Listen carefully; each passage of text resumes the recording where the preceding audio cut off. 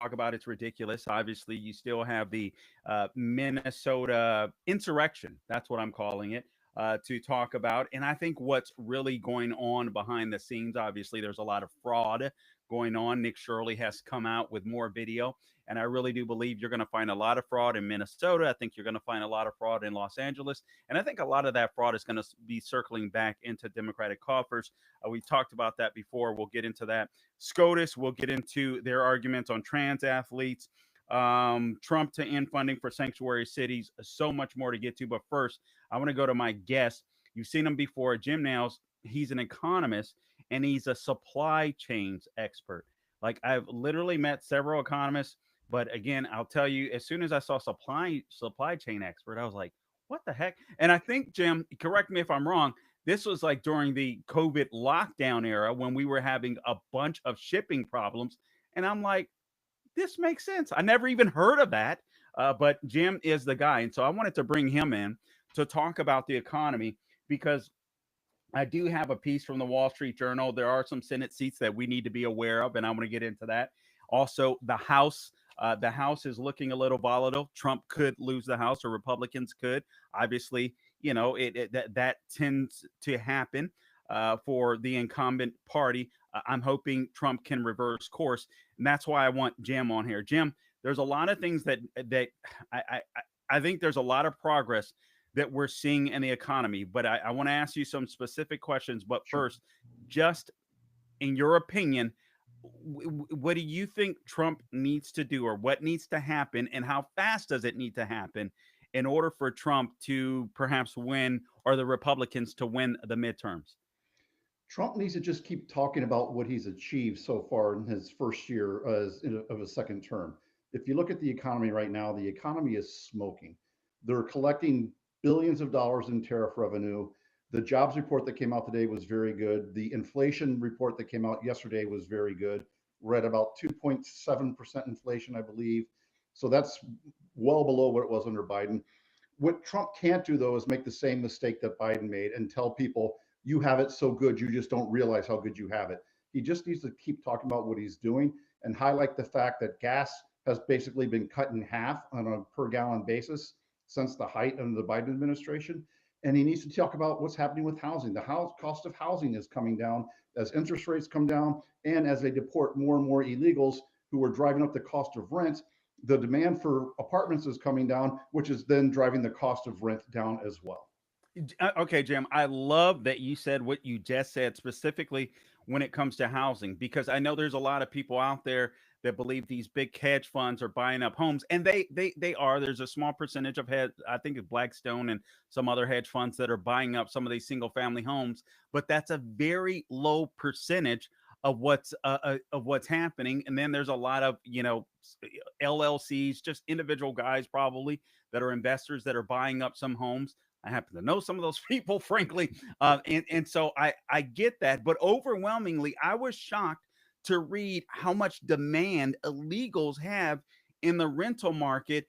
And I think it is so crucial that Trump literally, I think they need to do a press conference. I think he needs to do a press conference and tie these things together. Because honestly, I don't know that it will calm the storms in Minneapolis, but perhaps more people outside of Minneapolis would be more understanding. No? I think you're absolutely right. And, the other thing with housing is he needs to continue to hit the fact that he is getting rid of a lot of the Biden era regulations that drove the cost of housing up. There are some estimates that the Biden regulations that they did for the Green New Deal, or the Green Fake Deal, as I like to call it, drove the cost of some houses up by 25, 30%. That's a Wow. lot of money when you're going to buy Yeah. a $400,000 home. You add 30% to that.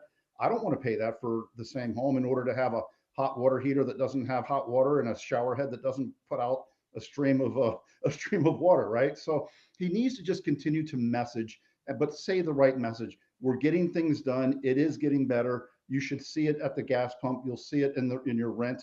I think as people start to get bigger and bigger tax refunds next year, they'll see that in their pocket as well. And people tend to spend that money when they get it because they look at it as a windfall as opposed to just giving the government an interest-free loan. But when they get that $1,500, $2,000 tax refund, they'll go spend that, which will then continue to soup up the economy. Let me ask you about Venezuela. And again, I'm speaking to Jim Nails. He's an economist and a supply chains expert. He writes all over the place. You can find him on Daily Wire. Where else can they find your? I mean, you in several publications. Daily Wire is the best place to find me right now. I'm doing a lot of work for them. Also, the Examiner as well. Okay. All right. Yeah. Washington Examiner. Okay. So all right. So let me ask you about this oil. Obviously, Venezuelan oil. I mean, regardless of how some people may, I like what Trump has done with Venezuela personally. But obviously, there's more oil coming out of there. I think there was a legitimate sale of about 500 million, or there's going to be. There a such thing as oil prices? And I think he needs to brag about this too, Jim. Getting too low, perhaps. I mean, if they go under $50 a barrel, are we? Is he shooting himself in the foot, or at least workers? He's not shooting himself in the foot, but oil will vary unless there's some sort of super shock. Oil should not go below 50 for very long, because then they stop fracking basically. And once you Okay. stop fracking, it reduces the supply, which then increases the price. But what Trump also needs to talk about is he needs to make it more profitable for the oil companies. And I know that sounds like heresy to say that, right?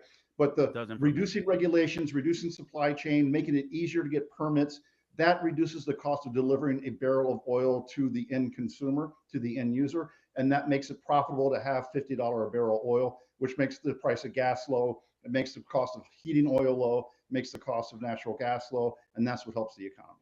No, and honestly, I'm glad you said that too, because we have to stop looking at profit like it's something horrible. Profit is a good thing. Businesses make money. That means that they can hire people. It means that they can buy more stuff that helps out other businesses. I hate that we have these democratic socialists, aka commies, that are just bursting through the scenes. Oh, speaking of that, let me just real quick your take on Mam Danny in New York City. Do you think that place is going to become a complete and utter cesspool under his leadership with Well, it's rent already control and starting. all that? You're starting to see more and more anti-Jewish protests in New York City. You're starting to see a rise in anti-Semitism. But I think that Zohan, as I like to call him, is going to be one of the greatest things to ever happen to the Republican Party of New York, because I can all but guarantee you we will have a Rudy Giuliani moment for the next election, because one, he can't deliver on 90% of the promises that he made. He doesn't have the power to do that. And number two, anything that he can deliver on, he's going to fail, and it's going to make things worse in the city of New York. The Federal Reserve, Jim, um, with Powell in place, regardless of what's happening now, I really don't like the way Trump is handling Powell. To be honest with you, I think all right, just the guy is out in May, I believe. Let him go by the wayside. But at the same token, I think there's a little more to the story that this guy Powell. From what I hear, Janine Pirro was literally trying to contact the guy for weeks. He was ignoring her. So anyway, having said all of that, interest rates. I mean, it's obvious to me, or it seems to me anyway, that this guy isn't cutting interest rates because he wants to hurt Trump. Maybe I'm wrong. What's your take? No, I believe you're right. I mean, if you think about it, right before the election, he cut interest rates by half a point. Yep. And now he's saying that the economy isn't ready for more interest rate cuts. But I think this whole thing with Powell is an unforced error by Trump, and it really is detracting from all the good things that he's doing. Let let Powell leave and just go away. But what I think is going to happen now that he's under indictment, or they're investigating him to put him under indictment, is that he's not going to resign from the board of governors after his chairmanship ends. He's going to stay to try to be a thorn in the side of the president for the rest of the president's term.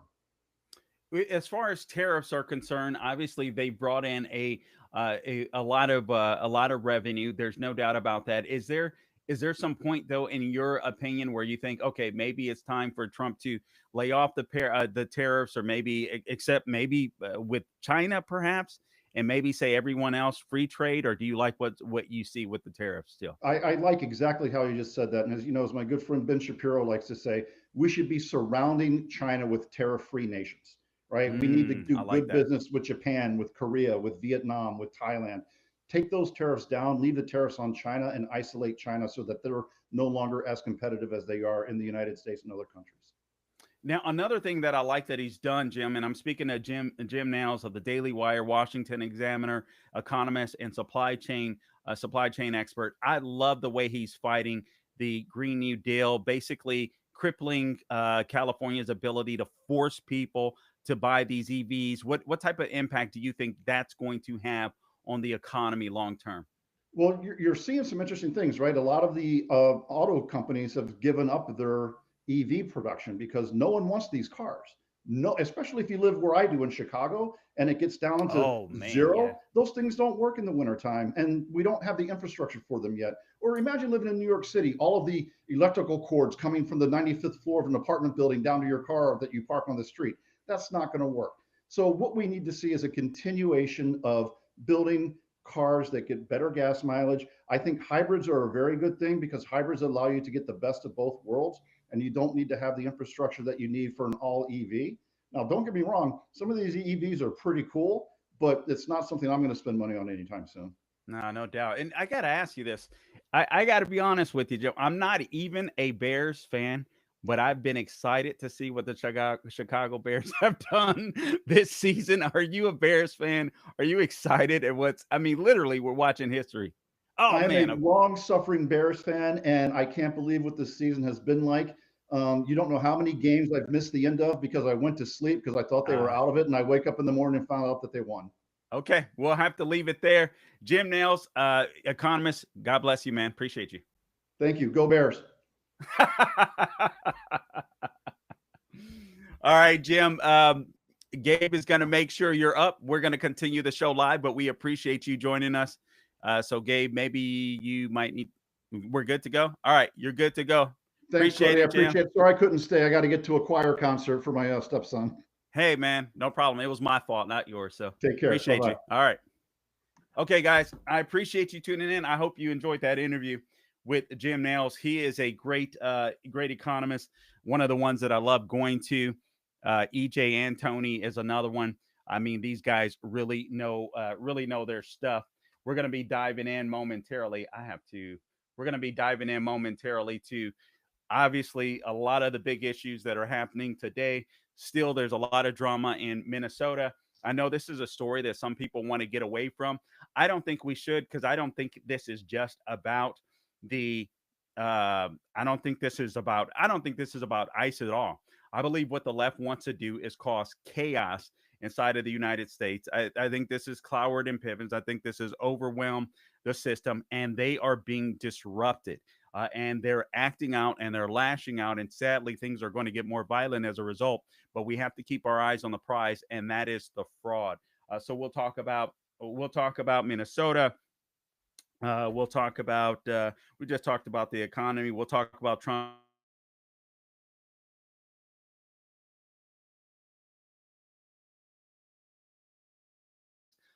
And or what occurred last night as well in the state of Minnesota. And as I'm sitting here looking for, wow.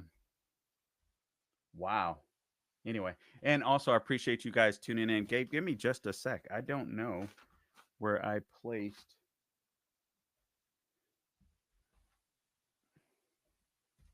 Okay, this is not good. I know we're live. I appreciate you guys tuning in. I literally do not know where I placed. I want to make sure the screen doesn't go down behind me. And I don't know where the thing is. Oh, there we go. Goodness gracious. A little behind the scenes stuff going on. All right, Gabe. Let's go ahead and get to it. I'm going to have to peruse through.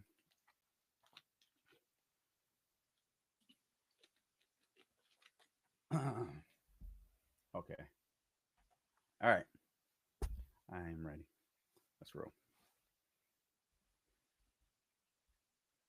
All right, welcome back to the Carl Jackson Show. Again, we've got so much to get to. It's absolutely insane. So many clips to get to as well. But I want to start with this. What's happening in Minnesota? Obviously, Minnesota continues to be a huge story, and it's going to continue to be a huge story. And it's not going away anytime soon. Right now, you have President Trump considering the Insurrection Act in Minneapolis, and I want him to impose the Insurrection Act. but I do have some hesitation, and and the only reason that I say that, the only reason that I say that is because I know what the left is going to try to do. The left wants Trump to impose the Insurrection Act. The left wants Trump to impose the Insurrection Act, and so that they can have the headlines, so that they can have the pictures, so that they can have the video. That's exactly why they wanted Renee Good. They're absolutely good. They're absolutely fine with Renee Good being shot and killed. They wanted that. I hate to say that. They absolutely wanted that. We'll play video a little later of her stepfather, not stepfather, I'm sorry, her father in law or former father in law. He appeared on CNN. We'll play that video for you a little bit later. But we now know that the ICE agent that was hit by Renee Good did sustain injury, did sustain internal bleeding. I've heard a couple of stories. I've heard it was in his hip area that he had some internal bleeding. I heard that it was in his torso that he had some internal bleeding. I'm not sure which is accurate. If both are accurate, that I don't exactly know.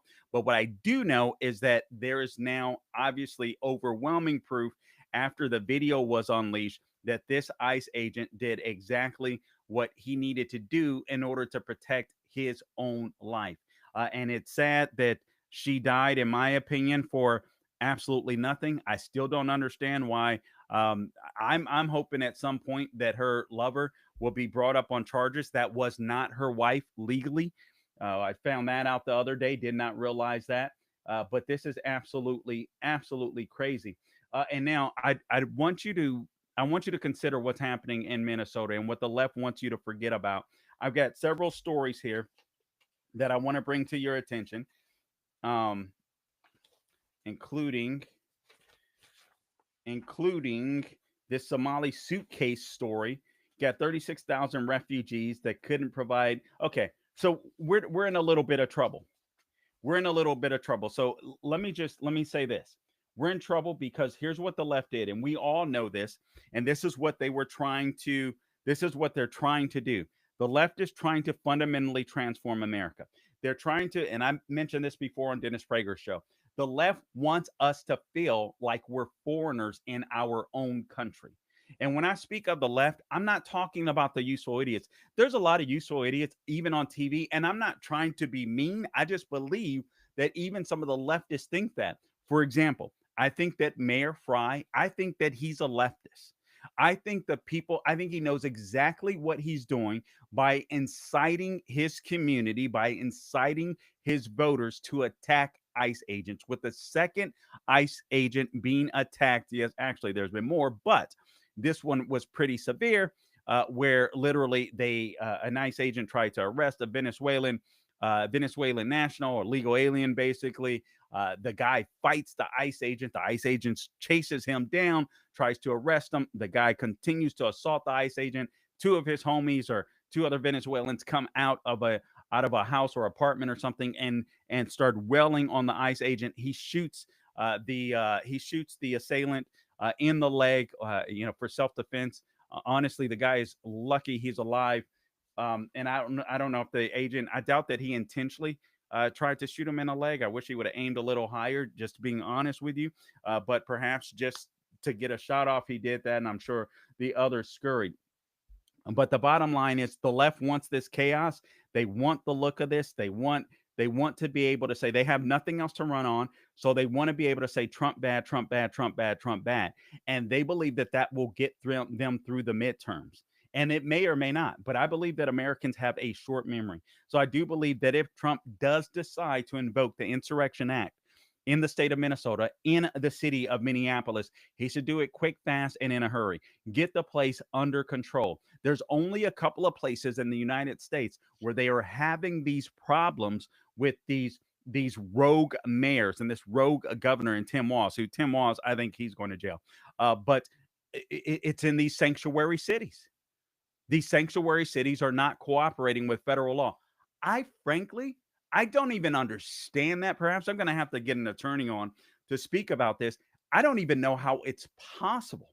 that these states are able to ignore federal law like this and to become sanctuary cities and not cooperate with federal law enforcement. All of these people have to do, like they're like in the state of Minnesota, all they have to do, and Tom Homan has talked about this, you have people that exist inside of these jails, illegals, criminals that are already inside of the jails in some of these states, cities, counties, whatever. All you have to do is have an ICE officer come in and escort them out, and start the deportation process or whatever process they need to start with them. Instead of doing that, these sanctuary cities are letting these people out, not arresting these people. And so now you have ICE agents that have to basically go hunt them down. And instead of using one or two ICE agents to escort a criminal that's already in jail and already contained out of the jail or out of prison, now they got to go find them in the streets. And of course, that's going to cause a lot of chaos. And again, that's exactly what the left wants.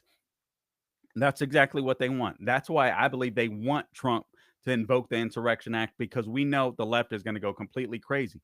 And don't mistake what's happening in Minnesota. What's happening in Minnesota, this is an insurrection. And I think we need to start framing it that way. Perhaps Minnesota Insurrection 2026, or the Minnesota, one way or another, we have to start framing it this way, because what we're seeing in the streets in Minnesota are absolute and utter chaos. The left constantly wants to harp on J6. The vast majority of J6ers committed misdemeanors, trespassing charges. They upped the charges. Merrick Garland did at the behest of Joe Biden, because he really wanted to stick it to the J6ers. And then they came out with this whatever old law that had these guys spending time in jail without even getting their day in court. It was absolutely insane what they were doing to some of these J6ers. But never forget the BLM riots, the Antifa riots, where you had billions of dollars worth of damage that was caused in the summer of love in 2020. And this is what they're trying to replay again in Minneapolis. I don't think it'll work this time, but the left is going to do their darndest, because they want to be able to take back the House at the very least. They're hoping for the Senate. I believe their chances are less likely there. And I'll share some stuff with you. Gabe, how much time do we have in this segment? Okay, if we have time, let me play. Let's play cut number 12 again. This is an oldie but goodie. We played it the other day. But before I get into some of the newer clips, cut 12, please, Gabe. I've been researching this issue of fraud, and most specifically Somali fraud, because it is so gargantuan, for the past 7 years. Many of you are familiar with the video that Nick Shirley and I made. We have a second video that's coming out Monday that is 10 times worse than the original video. It's going to be pretty shocking, and it's pretty graphic. So what I have here is a 5-year recap of all of the CCAP money, that's child care assistance payments, for the last 5 years. The top 102 recipients of that, 84 of them are Somali owned. You know how many children I've seen at those child care centers over the last 7 years? 0, not one. There's another pile of money, and it's called Great Start, and that money is given to the facility to train their staff. Well, if you don't have any kids, you don't need any staff. Then what I believe is the core of all this, the core of all this is this non-emergency medical transportation. So a search showed that Minnesota recognizes 1,020 NEMT companies. Almost 900 of them are Somali owned. Wow. So in the second video, Nick Shirley and I went to 16 of them. I've actually been to about 70 of them. They don't exist. They're in an apartment building. One of them's a liquor store. Another one's a wire transfer. Another one is something totally unreal. It's a grocery store. There are no vehicles.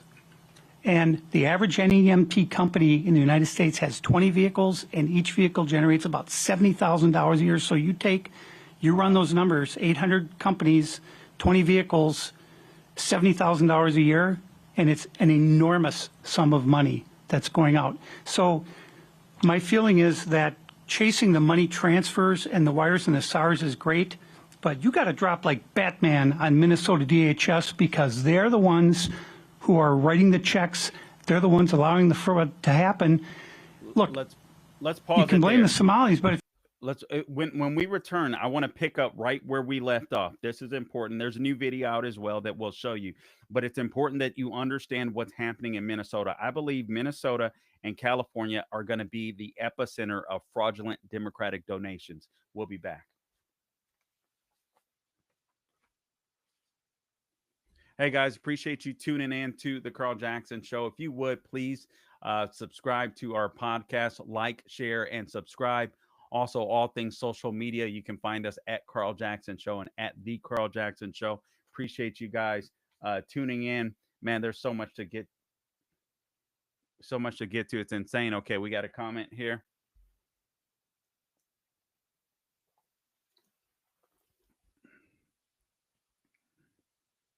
Ha!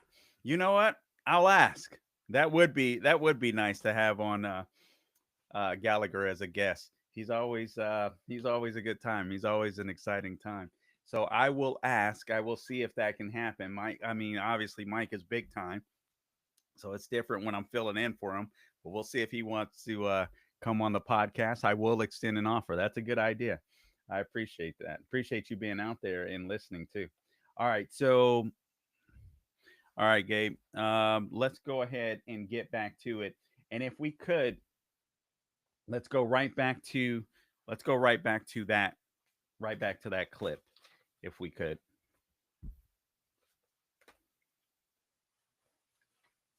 All right, what's number 12? Just start where we left off if we can. Was it number 12? Yeah, it was number 12. So I've been researching.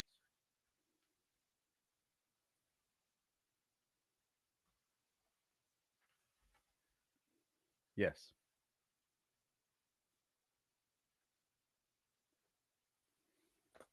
Discrimination. So when DHS goes out and does these inspections, they always do them announced. So they call ahead to let them know they're coming. So of course you stockpile the kids in there and everything looks great. But do they actually count the number of kids that are there? Because some of these facilities are licensed for 120 kids and they don't have any kids. And even if they do load kids in, they got 10 of them. But DHS doesn't go with 10 kids. Wait a minute, you're licensed for 120. What's going on here? They have no sign-in or sign-out sheet like a normal daycare is, so there's no way to track if there are any kids there, who they are, what race they are, any of that. So I'm asking for the Fed's help to come in and get to DHS and tell them get their act together. Thank you. Thank you very much, David. Good. And David, I want to thank you for both your citizen journalism, but more for your citizen investigation in terms of what the Minnesota government was unwilling to do. And here, would you care to speculate whether it was negligence or corruption or some toxic cocktail of both? So Governor Walz is on record as saying that organized crime caused the fraud in Minnesota. And I said, organized crime, but like the mafia, like the Colombo, I mean, you know, what is he talking about? He never got specific, but he did admit to knowing about the fraud in 2020. He's on record as saying that. Well, Minnesota has a law, and it's statute 3.971, subdivision 9, and it says that if you are head of an agency and you are made aware of fraud or suspected fraud, you must immediately contact the Office of the Legislative Auditor and notify them of the fraud. The Legislative Auditor then is the body that determines what law enforcement agency to bring into the investigation. Governor Walz said he contacted the FBI. He didn't. I talked to the FBI, but it's not his prerogative to do that. It's the Legislative Auditor's prerogative to do that. And look, I just want to say everything I've done on my own. I don't make a penny off this. I was born here. I grew up here. My whole family's here. And I'm not going to sit by while this happens and not do anything. I'm the guy who's going to make the difference. And I'm telling you, when this next video comes out, it's going to be World War III. Well, I find myself in the unusual position of agreeing with Governor Walz that it was undoubtedly organized crime. And what we are seeing, and this is what Treasury does, we have successfully tracked and prosecuted the mafia. We have successfully tracked and prosecuted the Mexican cartels, and this is organized crime within the Somali community. So he is right. This is an organized criminal enterprise, and we will get to the bottom of it, and thank you for your help.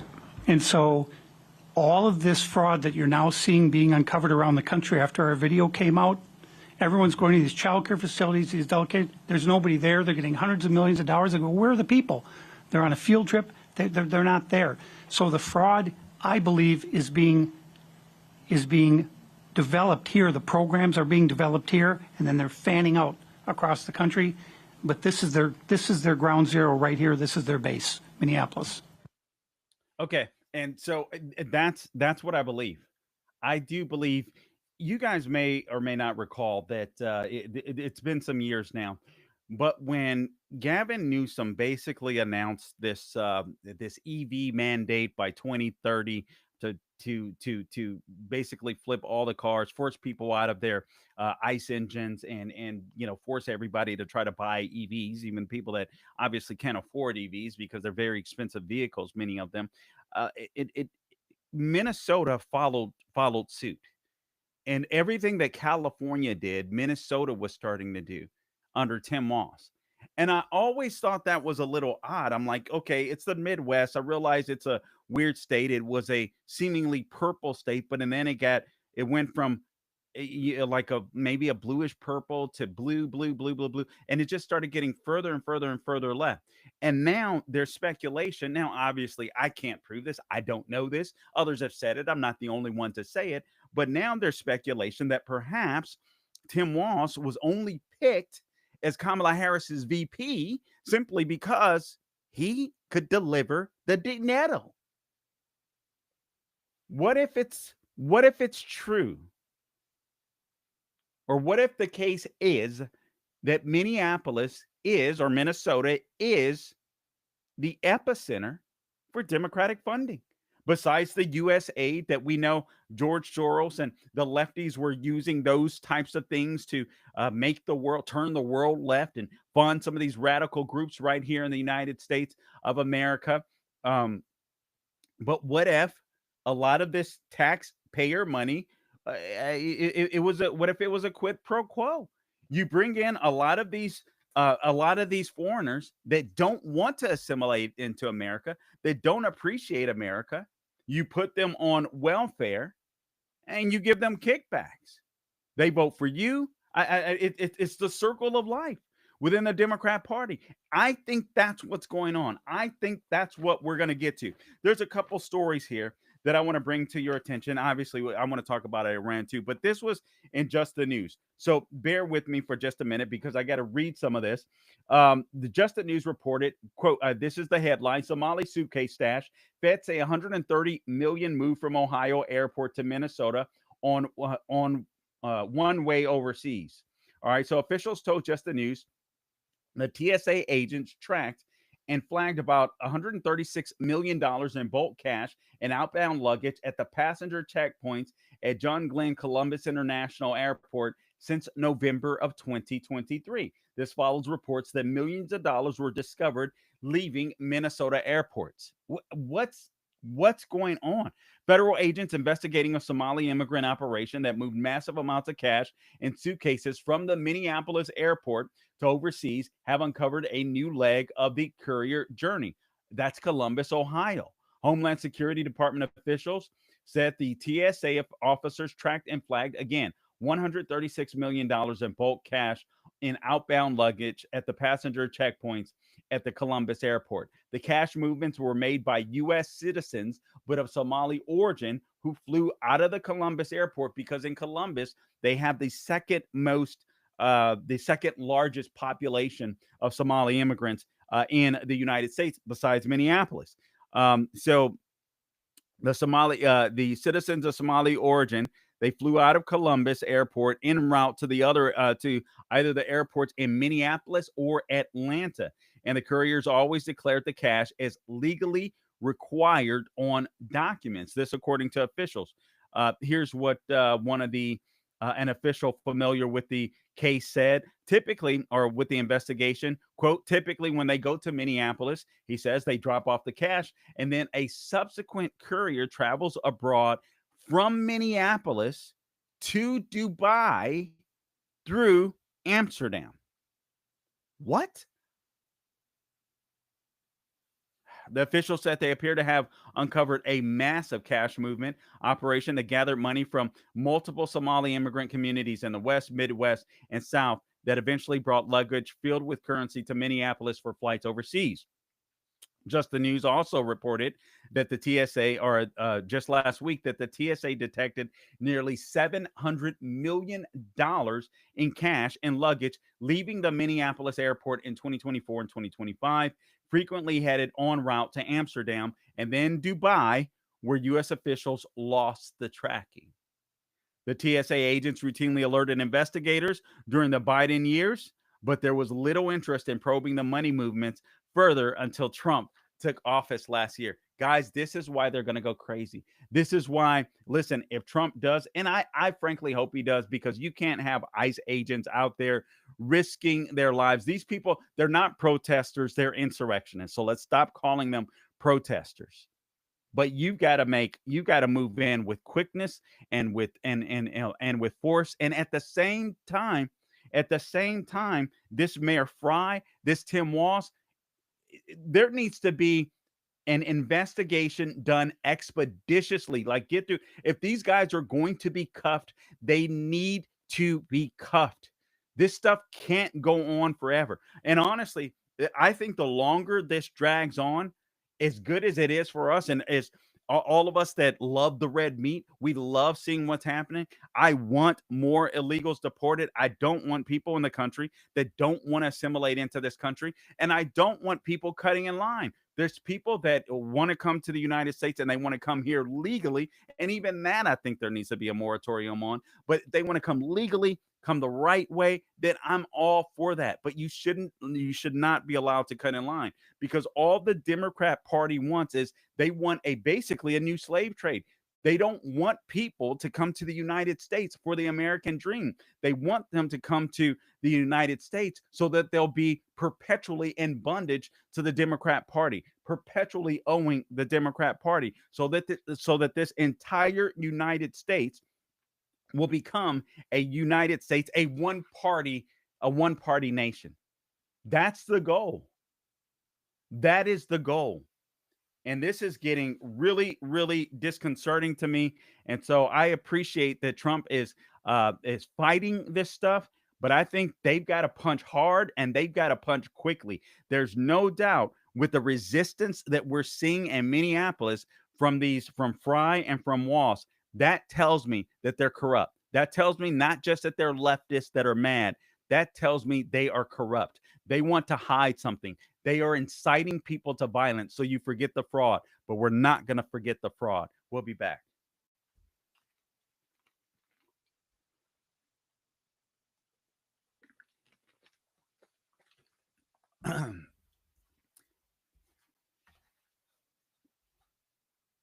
Okay. Just a second here. You guys can literally see me going through me notes. Uh-oh, where did I put them? USA Today, Street Journal, Iran. I'm literally looking through my notes, guys. So if you're wondering what I'm doing online, you're seeing me just, I have a buttload of notes that I read, buttload of articles that I read and that I go through. And so I'm just kind of going through some of these.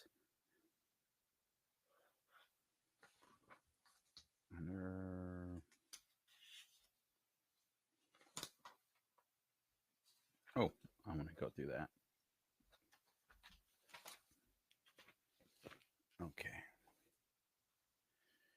Okay. Somali suitcase. We touched on that.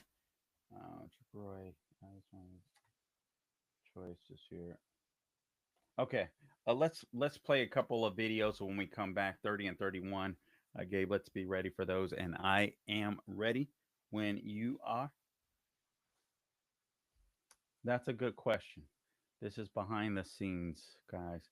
Um, yeah, I'll do that. I'll do that.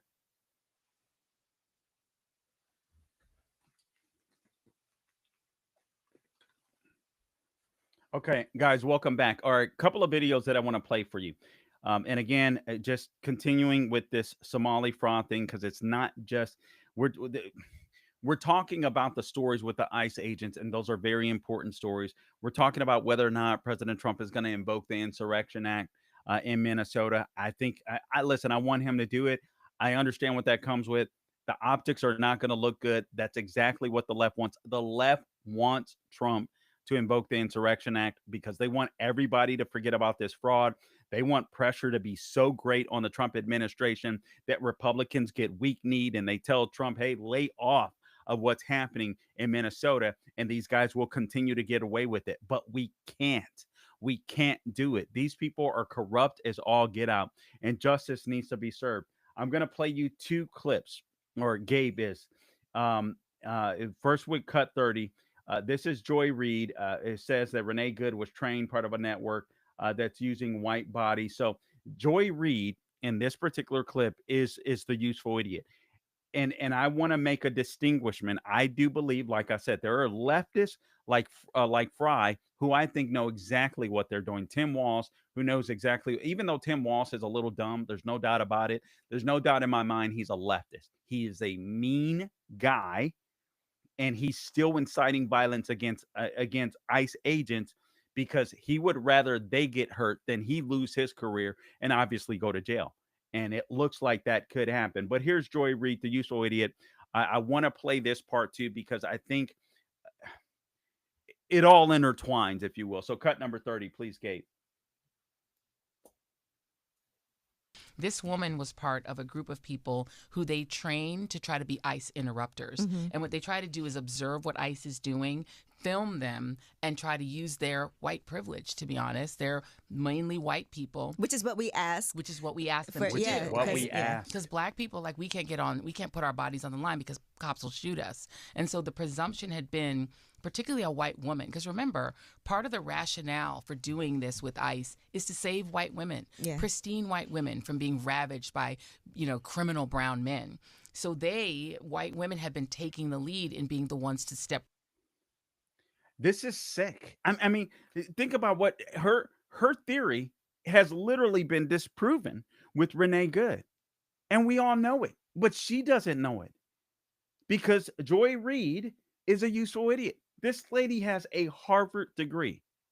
I believe it's Harvard. She went to one of the Ivy League schools, and we know how just listening to her. But she went to one of the Ivy League schools. Her theory is totally debunked with Renee Good being shot. Listen to what she's saying. And white liberal women out there, literally, because they want to feel morally superior, because they want to feel some type of virtue, whatever it is that they're wanting to feel. These ladies are being brainwashed, I believe, on college, in high school, perhaps online, and they're willing to throw their bodies in front of cops because they believe that they won't be hurt by cops, but brown people will be. Now, Renee Good just proved that that's complete and utter nonsense. If you're interfering and if you're impeding on law enforcement operations, no cop cares what color you are. He cares, or she cares, whether or not he or she are going to be able to go home to their family at the end of the day. If they're going to be able to keep the community safe, that's all they care about. Especially when their lives are on the line, when they have to make a split-second reaction. Do you think the gentleman that shot Renee Good sat there and said, wow, I'm glad or I wish I was shooting a black lady or a black man right now running me? No, I mean, just think of how silly this is. But as long as you have useful idiots like this, more people will probably, at least on the left, focus on the ICE agents as opposed to the fraud. They're both very important stories. But the reason why Fry and Walls continue to rile these people up, is because they don't want us to look at the fraud. I am at a point where I am convinced that if we were to undo this quid pro quo between illegal immigrants coming to this country and receiving welfare, if we were to undo that, and the fraud between the illegal immigrants and the Democrat Party, again, receiving welfare, they come into this country, they should not be, illegal aliens should not be receiving any welfare. If you come to this country, you shouldn't come to this country unless you have a sponsor, the way that it used to be, some family member or some family that would say, listen, if they come to this country, we're going to make sure they don't go on welfare. We're going to take care of them till they get a job and they can sustain on their own. You should not come to this country and say, you know what I want to do is take from the American citizens, from the hardworking taxpayers. Well, stay your butt home. But the left knows that they can bring these people out here, use these people, and continue to stay in power. And this is what's being disrupted. And this is why it's going to get nastier and nastier and nastier. So if Trump is going to invoke the Insurrection Act, you have to hold a press conference. I almost think you need to hold perhaps daily. This is what we're accomplishing. You got to show who the criminals are. A lot of these illegals that are literally committing some of the most heinous crimes that I shared with you the other day. Let's play clip number 31. The other night on CNN, Rebecca Good's former father-in-law appeared, and this is what he had to say. It blew me away. I was so glad he was able to say it, sharing Bible verses straight up on CNN, because Lord knows they need it on CNN. But beyond that, this is the type of man that would bring calm to a situation. And it's exactly, in my opinion, what CNN did not want to hear. Cut 31, Gabe. No, nothing about charges or anything that, just an investigation into what happened in terms of the ICE agents' actions. But they were, according to the prosecutors resigning today, pressuring them to investigate Renee's actions and Becca, her wife's actions. How do you feel about all that? Well, I'm not blaming anybody. I mean, it's a hard situation all the way around. It's hard for for everybody involved. I mean, the ICE agent, at first I didn't see the footage where, he was actually, he was actually being ran. I mean, I seen the bump of the car hitting his legs. And so in a flash like that, it's hard to say how you would react. From my understanding that he had been through that before, maybe dragged or something. And so, like I said, it's just a hard situation for everybody. Becca, she's a great person as well. I mean, I don't have any many enemies. I love everybody, and that's what the Bible tells us: love our neighbors as we love ourselves. But I think there's some bad choices, and the word says, "For the wrath of God will come upon the children of disobedience." And it's I don't blame ICE, I don't blame Rebecca, I don't blame Renee. I just wish that if we're walking the Spirit of God, I don't think she would have been there. That's the way I look at it. She doesn't even know how to respond to that. And if Renee Good is walking in the Spirit of God, some might take that as, okay, she shouldn't have been in the relationship that she was in. Because that's unbiblical. She shouldn't have been impeding with law enforcement. I'm sorry. As a believer, you have a duty to obey law enforcement unless they are actually doing something that is completely unlawful and ungodly. I'm sorry. Arresting illegal aliens that are committing heinous acts on children, for Renee Good to try to stop them. All she did, Renee Good. I hate to say this, but it's true.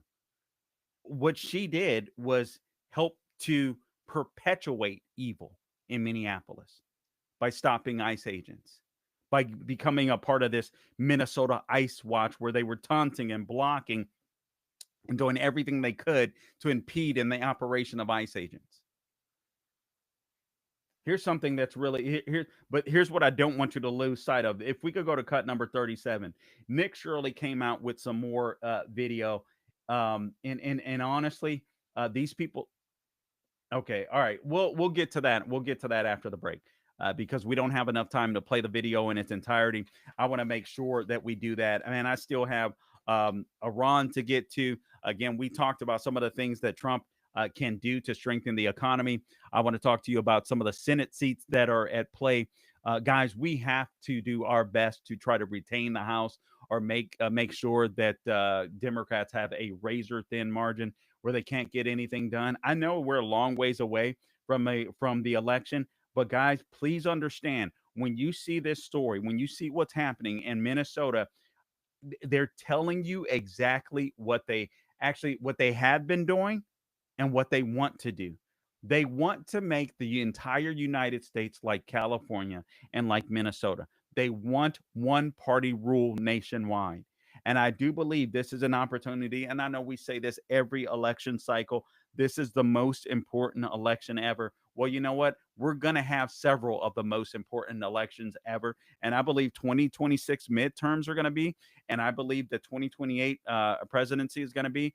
I, for one, believe that we need I think we need the presidency in 2036 as well, because the left has gone crazy and we've got to stop them. It's as simple as that. We'll be back.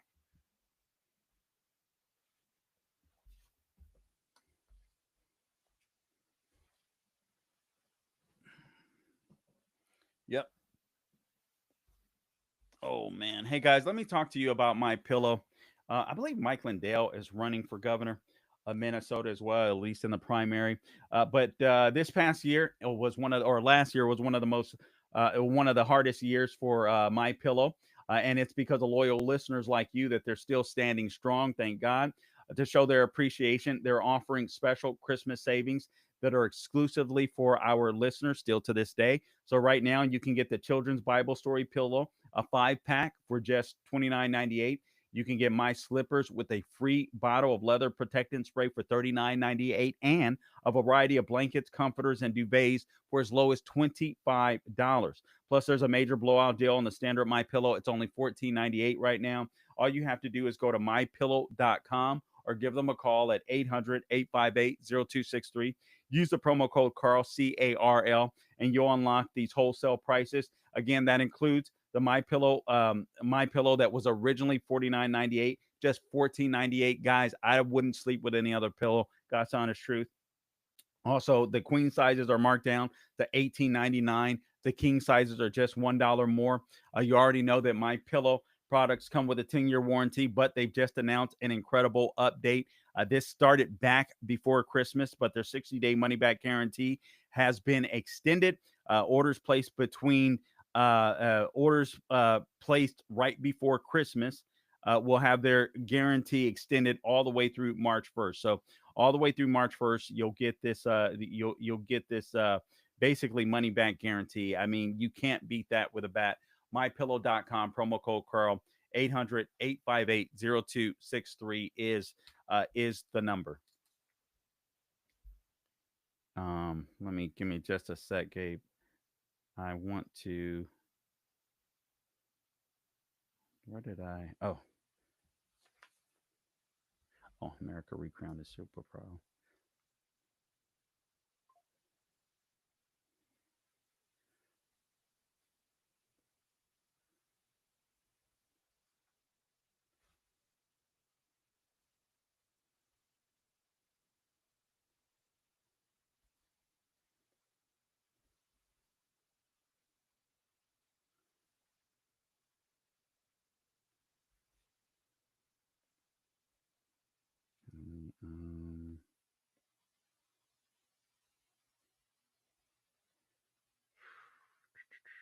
Okay, almost there.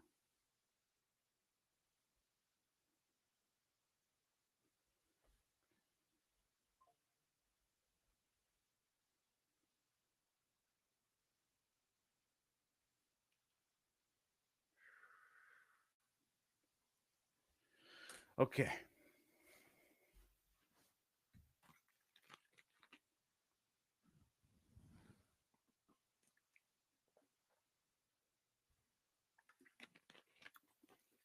Okay, Gabe, I is ready.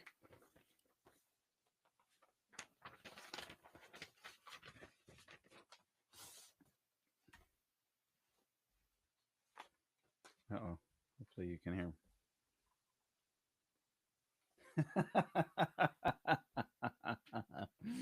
Oh man, okay.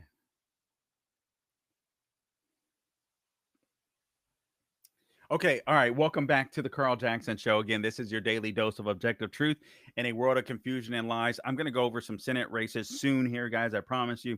But right now, we're talking about the Minnesota insurrectionists. Trump is considering invoking the Insurrection Act. Also, America has been recrowned as the superpower. I want to talk about that, what's happening in Iran. Frankly, I'm hoping that the Ayatollah is toppled. As a matter of fact, there is a now. I see. Here's my problem, guys. I like have a stack of junk in front of me that I go through, and I will sometimes misplace stuff in my own stack of brilliance. So, and I just did. But anyway, we'll play that momentarily. But before we went to the break, we were going to play a cut. Oh, let's play if we could. Let's play cut number 37. All right, because we played. I think we played Joy Reid. Um, we played the former father-in-law of Renee Good. We played Joy Reid, literally disproving her fact and not even, or her theory, and not even realizing it. Like, okay, you can just, white people are out there, white liberal chicks basically are out there, throw themselves in front of the cops because they're privileged. The cops won't shoot them. Yeah, they will if they feel like their lives are in danger. And if they're impeding in law enforcement operations, and if they feel like their lives are under reasonable threat, they can, and perhaps they should, depending on the scenario. But anyway, let's go to don't forget what's happening. Let's go to cut number 37.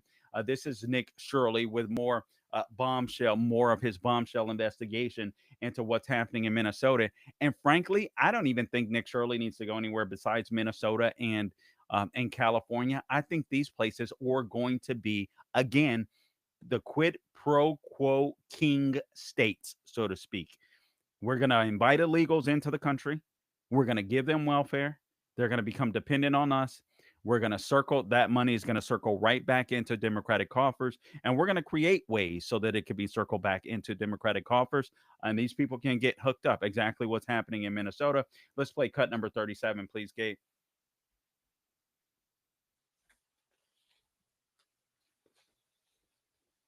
How are you doing? Yes, sir. Get out. Okay, listen. Get out. They know who he is. This is Each other, okay? Yes, what are you sir. looking for? We don't care what you do on the parking lot. Go this side. Yeah. This private. I can be here in the No, parking lot. no. You don't be here. Wait, What are can you we looking ask for? you about the daycare? It's What all are right. you looking It's all for? right. Can we ask you about the What are you daycare? Care about anything. No. I don't care, Ken. Sir, I'm not racist. You have to live here. I'm asking No. You don't ask me nothing. man. $2.25 million. Get out, you guys. Get out. $2.5 million. Get out. This is a business. Get out, hey. Get out. What are you looking for? We're asking. We just want to. Get out. We just want to ask you about $2.25 million. Get out. You say Get out. out of here, man. Get out, guys. Get out. You cannot do that. Get out. No, you cannot. You cannot do that. Where? Get out. This is. Get out, man. No. Get lost. Get out. No. Sir. You have to get out. This is our property. Get out. Why? Get out. Can I ask you about the daycare? I have the paperwork right here. No. Get out. What's the need Get for out. $2.25 million for a I'm telling daycare? you, get out. Get Can out. you answer the question? Get out. No, I don't ask you any question. Okay, you can you Get out. You can't answer the Get question. out. No. What You can cut it. Who are you? you can who are you? They know exactly who he is. And these people are absolutely terrified because they've been uncovering businesses that literally don't exist. And I believe a lot of these people are showing up to some of these places to try to pretend as if they have legitimate operations going on, and they simply do not. And who knows? Maybe a couple of those may be the exception to the rule. But obviously they're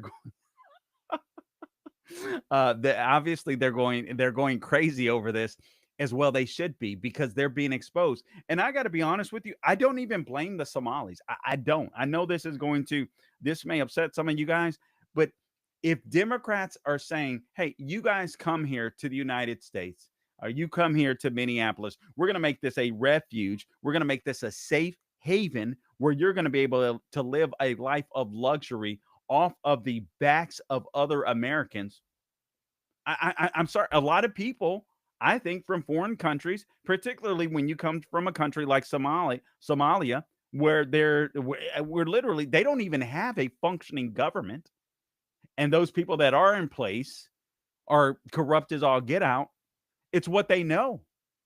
And Democrats know this. There's some more news I want to share with you before I get to these races. Here's some good news. Okay. Oh man, this was crazy. This is from Epic Times. 36,000 refugees could not provide IDs when entering the U.S. This is what President Trump is putting a stop to, and obviously he's also ended temporary status for some of these Somalis. So this happened the other day. The Trump administration decided to end TPS, or temporary protection status, for Somali nationals in the U.S.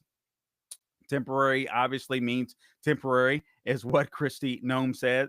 She also went on to say country conditions in Somalia have improved to the point that it no longer meets the law's requirement for temporary protected status, further allowing Somali nationals to remain temporarily in the United States is contrary to our national interest. We're putting Americans first, she says. So this according to the Epic Times, there are 2,741 Somali nationals in the U.S. under the status.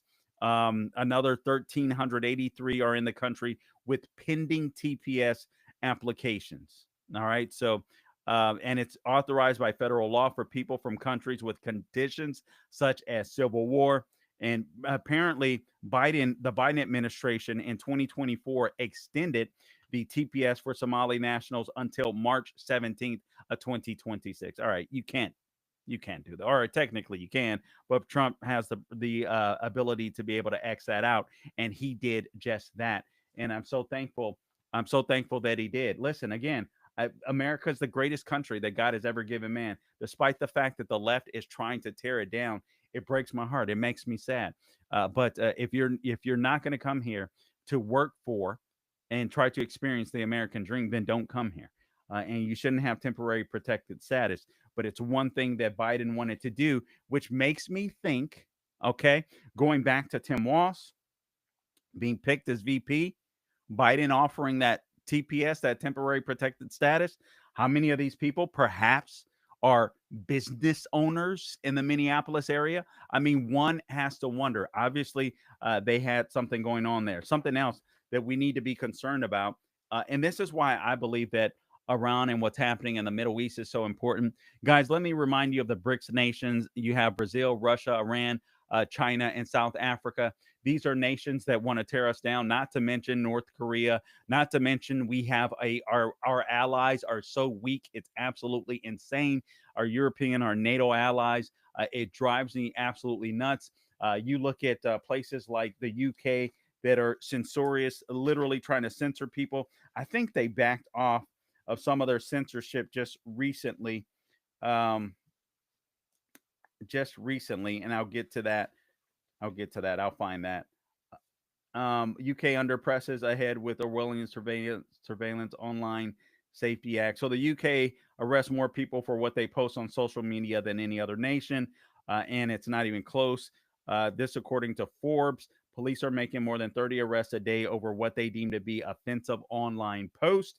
Retweets or cartoons. That's 12,000 arrests per day. Now, Keir Starmer is about to turn the smartphone into a government surveillance device with access to all your private messages. Wow, in real time. This is the terrifying endpoint for the Online Safety Act. And I have to read up on this because I thought I saw news that broke that he backed up off of this.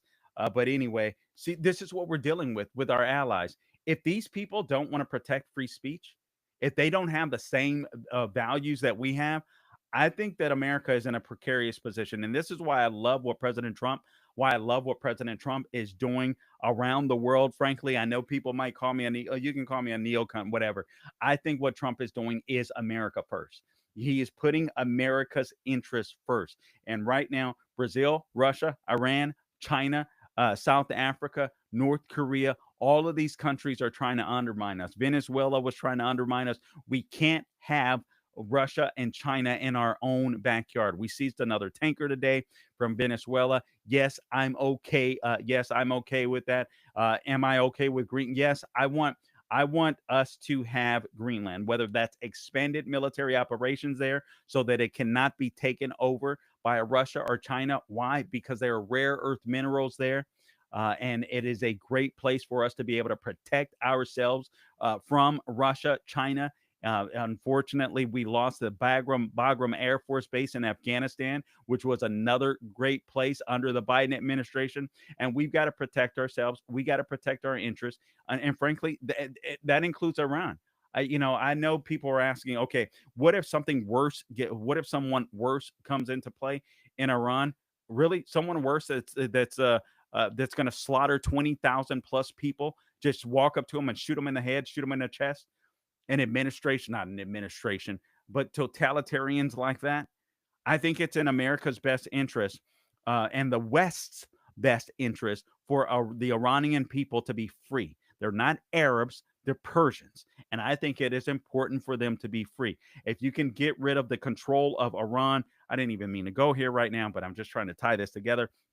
You can get rid of the Ayatollah, and it looks like he may be accepting some cash, and the mullahs in Iran. You can create a free people. That makes the Middle East safer. That makes the United States safer. We'll be back.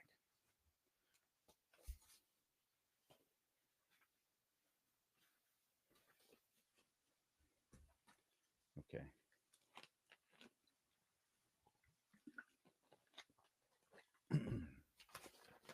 Let me. Guys, just a reminder, please like, share, and subscribe our podcast, Por favor. All right. We're on X, Instagram. No, I'm sorry. That's social media. X, Instagram, Facebook.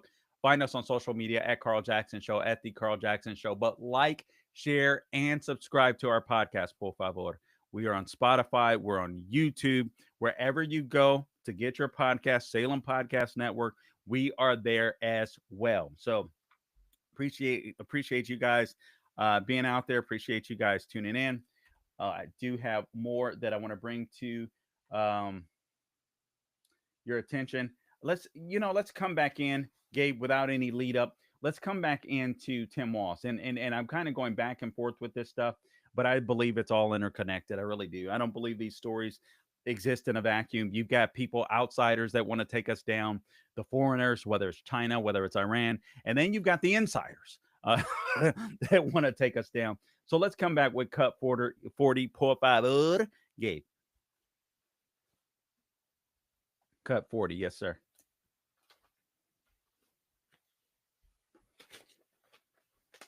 Like that.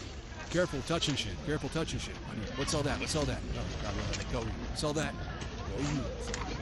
Area ID description. Okay, so it looks like descriptor cards. Yeah, it's been picked over pretty good. Yeah, they picked this shit clean.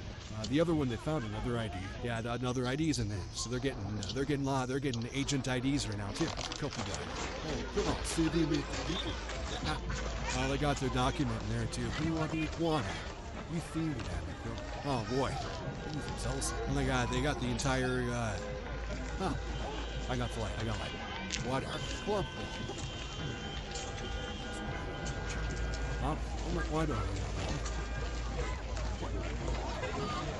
So a couple ICE vehicles here got ransacked and blocked. Point of notice is that apparently they got ICE's entire they were carrying, I don't know why, whatever, but they were carrying their packet of their mission details of Minneapolis as a whole. And whoever, I don't know, whatever. They should tell you how not like the military they are, because I don't know, it's wild work. That's some paperwork you don't want to lose, especially in this environment. Okay, so they ransacked some ICE vehicles. They had weapons in there.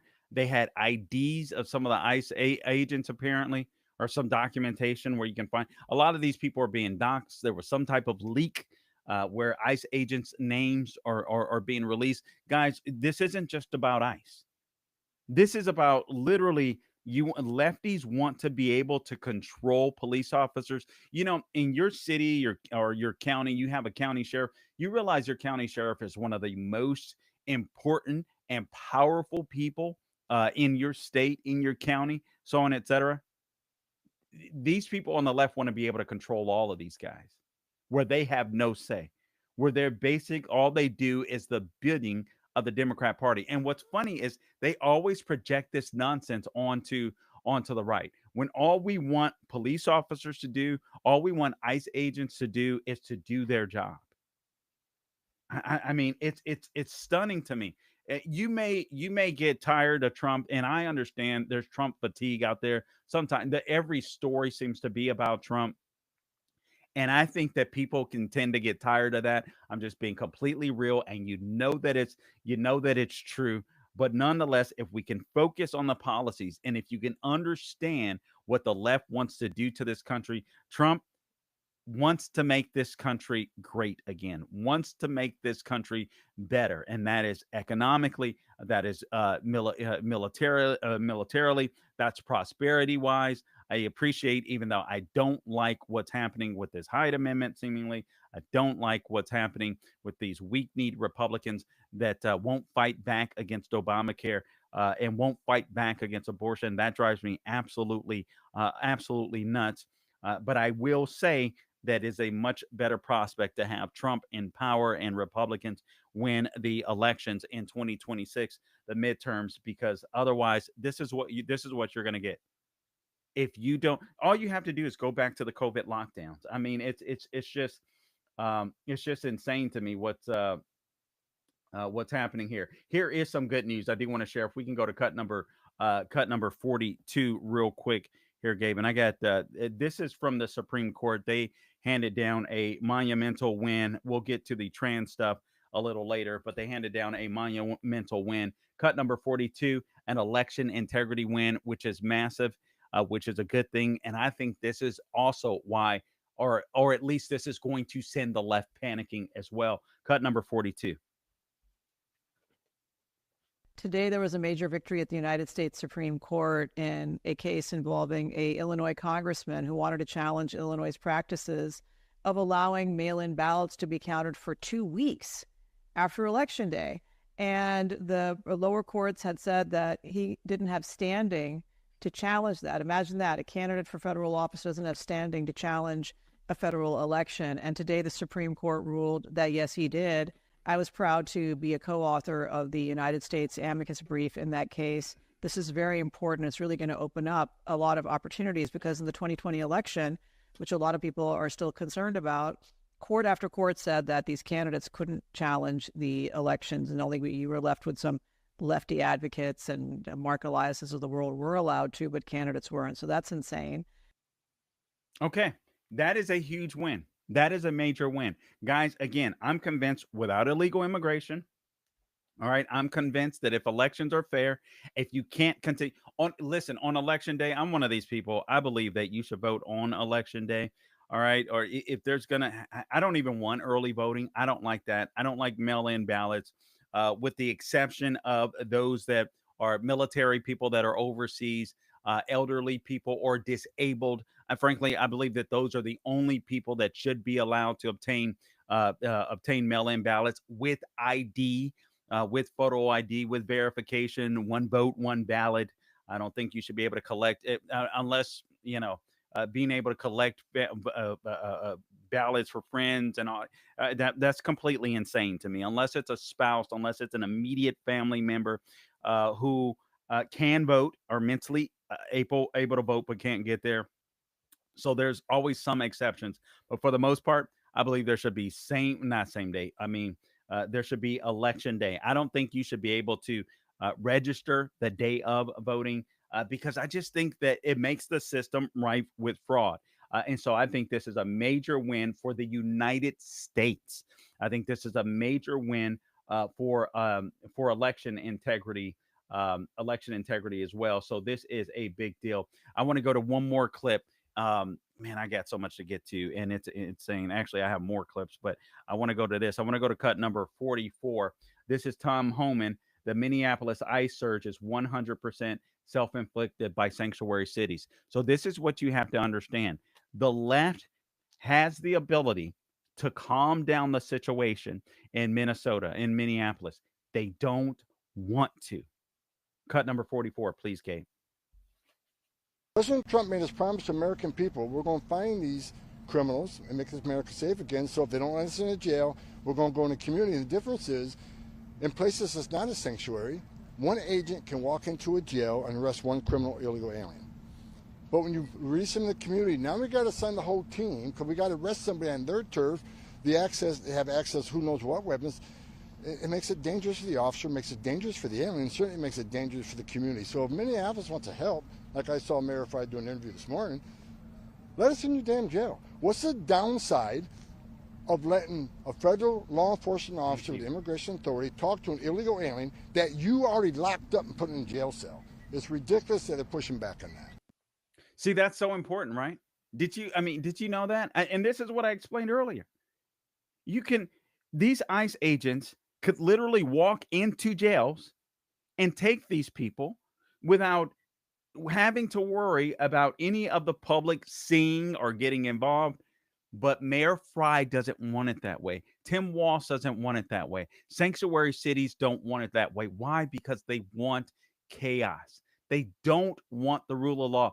You elect Democrats, your city is going to go cray-cray. I mean, it is as simple as that to me. But we are scoring some wins. Again, I love the fact that at the Supreme Court, we scored this election integrity win, which is absolutely massive. Of course, someone running for federal office should be able to challenge elections. Democrats did it in 2000. They called George Bush illegitimate for God knows how long. They were calling Trump an illegitimate president. You had Hillary Clinton derive this Russia collusion hoax along with James Comey, Obama, and the rest of them. I mean, it's absolutely insane to me what's going on. Let me, did I mention 36? Could not. Okay. Oh, let me mention this story because I got, here's a good story. All right, this from Just the News as well. So we are having some wins. I want to make sure that I report these. So Mahmoud Khalil, you guys remember that one of the leaders that was inciting all of these anti-Jewish protests on these college campuses. So an appeals court rules that the judge had no jurisdiction over Mahmoud Khalil deportation. They said he could not be deported. So a federal appeals court on Monday ruled that the judge who presided over the legal challenge to the Trump administration's efforts to deport Mahmoud Khalil lacked the jurisdiction to do so. Though the court found that the New Jersey district court had jurisdiction over a specific petition from Khalil, it also found that federal legislation had deprived it of subject matter jurisdiction. This is what the circuit court said, quote, or the Third Circuit Court. Our conclusion about habeas jurisdiction requires us to answer a second question. Did the Immigration and Nationality Act strip the New Jersey District Court of subject matter jurisdiction? It did, they said. So we hold that the district court lacked jurisdiction over Khalil's removal proceedings. So again, Khalil was this high-profile deportation. It was a high-profile deportation effort. The administration was stymied in sending them back. We'll see if that comes to an end. Also, another piece in Just the News: the Secret Service suspended an agent on Vice President Vance's detail over leaked video. So a Secret Service agent who was on J.D. Vance's detail was suspended after he was recorded in an undercover video talking about sensitive parts of his job. Guys, we have got to pray for our leaders. We have got to pray for our law enforcement. We have some wackos out there, including still in the deep state. We'll be back with more.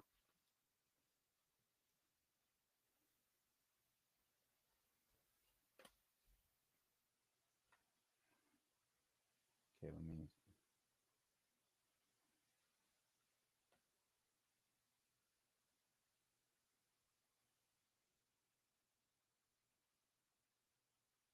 Man, I mean, it's guys.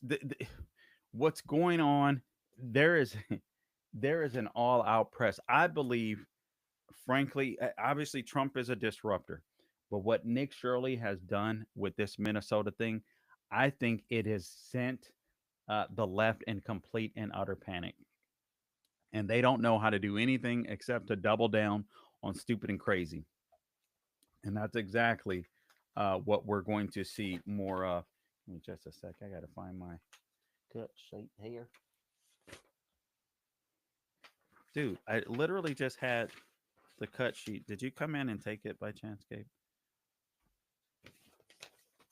In front of me. I can't believe this. This is what happens when you're dealing with Gabe. Okay. All right. Let's do it. My wife from Philippines got her citizenship last week. All the paperwork she gets. Man, thank you. I appreciate that. I mean, I listen. These are that's what I want. I mean, I want people that want to come to the United States, that want to assimilate, that wants to be an American citizen, and they're willing to do it the right way. I feel so bad for you, um, because I know it's got to be hard. I mean, I have several buddies that came here, did it the legal way, and it took them. How long? Do you remember how long it took Aubrey Khan, Gabe? What was it like? I think he said it was over 10 years. I mean, to work through the process, it was insane and lots of money, obviously. Um, but anyway, so I appreciate you being out there. Thank you. And I'm glad your wife is an American citizen now. So praise God. All right, that's pretty cool. And tell her congratulations.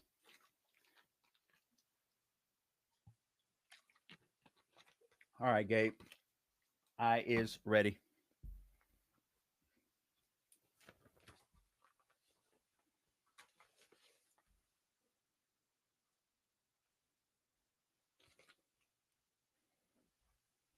All right, welcome back to the show. I was talking about before we went to the break what was this Secret Service agent with the Secret Service agent that was on JD Vance's detail, VP Vance's detail, just absolutely insane. So the video was recorded by an undercover reporter for conservative activist James O'Keefe and was verified by the Secret Service as authentic. Again, a Secret Service agent who was on Vice President Vance's security detail was suspended after he was recorded in an undercover video talking about sensitive parts of his job. The video shows the agent talking to a woman he believed he was meeting for a date. This blew me away. I thought it was a chick he was with for a long. No, no, he was meeting her for a date. During the date, the agent talked about serving in Vance's security detail, including sharing information about the movement of Vance to and from his home at the Naval Observatory in D.C. He also showed her his badge after she asked. Wow. Deputy Secret Service Director Matthew Quinn told News Nation that the agent has been placed on administrative leave and his clearance has been suspended. Honestly, he's got to go bye-bye. I mean, he's a Secret Service. Shh, that's your job. Like, good Lord. Investigate money and all that stuff, too, and protect the VP. But the U.S. Secret Service, who is this from? This is according to Quinn, the Deputy Secret Service Director. I'm getting some type of weird feedback, Gabe. The U.S. Secret Service has no tolerance for any behavior that could potentially compromise the safety, privacy, or trust of our protectees. The U.S. Secret Service has also issued an order for all personnel to retake the agency's required anti-espionage training in order to ensure employees are aware of the threats posed by individuals aiming to exploit agency employees for it. Like, you don't know this if you're a part of the Secret Service. That is insane to me. That honestly, that's so disconcerting. I don't even know. I really don't even know what to say about that. I hope Trump has picked the right guy to lead the Secret Service. I mean, it's been some time. He hasn't been shot at, but there's been some episodes where it's like, what's going on? The president still seems vulnerable. All right, we got more clips that I do want to play as well. Man, there's so many. I don't even know if we have time to get to them all, but we'll get to as many as we possibly can. I'm not always a big clip guy, but there's just so much going on in the news. And since I'm live on Mondays and Thursdays now, I need to make sure that I catch up and share with you guys as much as I possibly can. Let me do this because I wanted to. I did say that I would talk about the elections. I talked about Iran a little bit. I'm one of these people that I'm hoping. I think that a weak Iran or a free Iranian people make for a better, safer, more peaceful world. So right now, apparently, Trump has called off a strike, or so to speak. We'll see. We'll have to wait and see what happens. but they were slaughtering those people in the street, completely lying about it. And man, I just felt so bad uh for those people. Carl, should America get involved? America is involved, whether you like it or not. Iran thinks that we're the big Satan. I don't I don't get this mentality. Oh, America first. Only concentrate on America. Okay, okay. So only concentrate on America until when? Until they bomb us with the help of Russia, with the help of China. Like what do we do? This makes no sense to me. You want to make our allies in the Middle East safer? You get rid of the mullahs and you get rid of the Ayatollah Khamenei, and then we don't have to worry about them. I mean, it's simple for me. I want less war. So if you can find a way to get rid of your enemies, um, you get rid of your enemies. Let me since I've gone there, let me share this. Let me share this. This was from the Wall Street Journal, and I just got to read some of this because I just thought it's absolutely amazing. America is the sole superpower again, guys. When America is the sole superpower, the world is a better place. It absolutely is. All right. So this is a Wall Street Journal. It happened after World War II and after the Cold War, and it's happening now. President Trump has thrust the U.S. into another unipolar moment, a time when a single great power dominates the globe and crafts a new world order. So remember all of these people on the left. What was that? Klaus Schwab and all. You will own nothing and be happy. What's that? What's that group? I forget what they're called right now. The name escapes me. But all these global elitists that wanted to run the world, and Trump is resetting it. And in the bigger scheme of things, Trump is resetting it. He's undoing all of the mistakes of the Biden administration, of the Obama administration. Frankly, some of the mistakes of the Iraq and Afghanistan war. I know that President Bush had. I do believe his heart was in the right place. I just You're not going to be able to nation build and change the minds of people that worship Allah. I'm sorry. I don't believe that. I just don't believe that that's possible. The greatest intention, so on, etc. We see what happened. Trump is doing this. I got to admit, I've been more impressed with his foreign policy than anything else. He's just been phenomenal. The strike against Iran's nuclear sites, the ceasefire in Gaza, according to the Wall Street Journal, the capture of Venezuelan dictator Nicolas Maduro, together show that the U.S. controls the tempo and direction of world events, which may also come to include regime change in Iran. One could only hope. That's me. Back to Wall Street, the Wall Street Journal piece. It has long been recognized that the U.S. is a superpower, a sovereign state able to exert its influence and force on a global scale, but it now stands alone among the current great powers, with China sliding into a distant second place. Superpower status demands on economic as well as military strength. The U.S. economy is poised for a strong 2026, with predictions of gross domestic product growth ranging between 2% and more than 5%. That would be insane. That would be amazing, by the way. In addition, from AI to quantum computing and space, the U.S. reclaiming the heights of high tech after ceding too much advantage to China over the past 2 decades. The U.S. is also taking major steps to close the rare earths gap with China, which will deprive Beijing of one of its principal claims to global economic dominance. I think that tells you where to invest as well. Meanwhile, America's economic muscle includes domestic oil production that has reached almost 14 million barrels a day, while lowering energy prices worldwide. This output de-risks global economic growth and undermines Russia's hopes for a long-term regional hegemony. By bringing Venezuela's oil exports, which China received at a discount, into play, the Trump administration will be holding a dagger aimed at China's energy heart. Guys, this is Trump using energy to fight against Russia, China, Iran, Venezuela. This is phenomenal. This is phenomenal. Like all these people, hey, we don't want boots on the ground. He hasn't even put boots on the ground, with the exception of a few minutes and Venezuela. Another important aspect of this revived superpower dominance has been the role of tariffs. Mr. Trump has used them to restore fair trade and put more revenue in the U.S. Treasury, but he has also used them to control the direction and details of global trade by taking advantage of the U.S. economic advantage as the world's biggest consumer.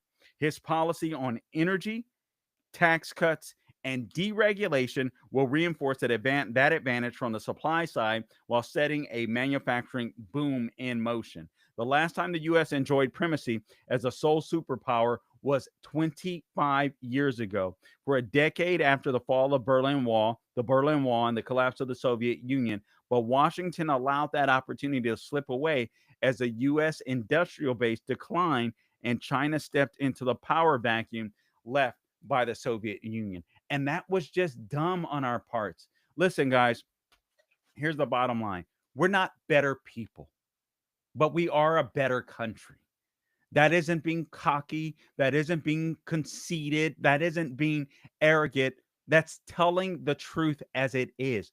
There's a reason why people will risk their lives to come here. And not all people. We see some people scamming us in Minnesota, in California. But there's a reason that people will risk their lives to come here more than any other country on God's given earth. That's because this is the greatest country that God has given man. And people know that. So what President Trump is doing by restoring America to dominance makes the whole world a better place, because now we're that shining city on the hill. We're that country that the rest of the world wants to look up to again. We're not evil. We're not bullies. All right. We're the world's big brother, if you will. Hey, this is how it can be done. Capitalism, strong military, free speech, immigration rules, energy, education. We got to approve there. This is how it can be done. So kudos to President Trump. So anyway, all right, more when we get back. You're listening to the Carl Jackson Show. Please follow me, all things social media, at Carl Jackson Show, at The Carl Jackson Show, X, Instagram, and Facebook.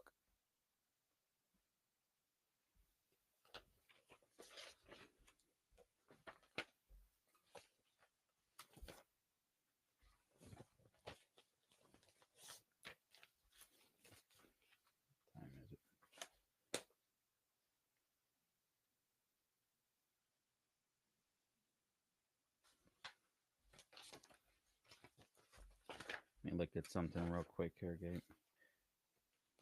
Oh, let me look. Oh, I just said give me a minute to look at something real quick.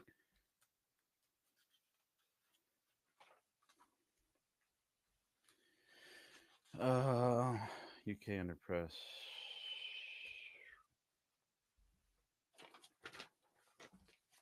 Did I mention this? Yes, I did. Okay. A few more videos I want to show. I'm thinking. So we have the economy. Where did I put that? 7:48. Hey, let's ouch.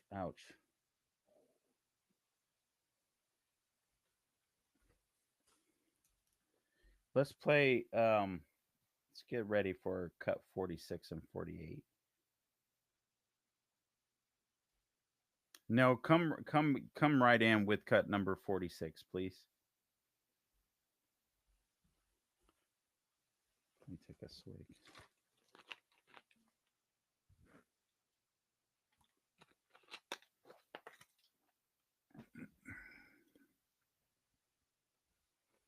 To my right.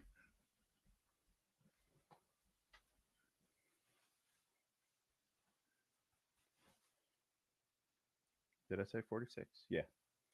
Sorry. Yes.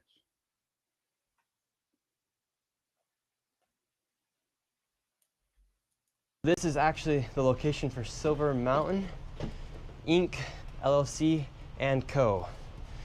Let's see if any... Yes, we're wondering where Silver Mountain.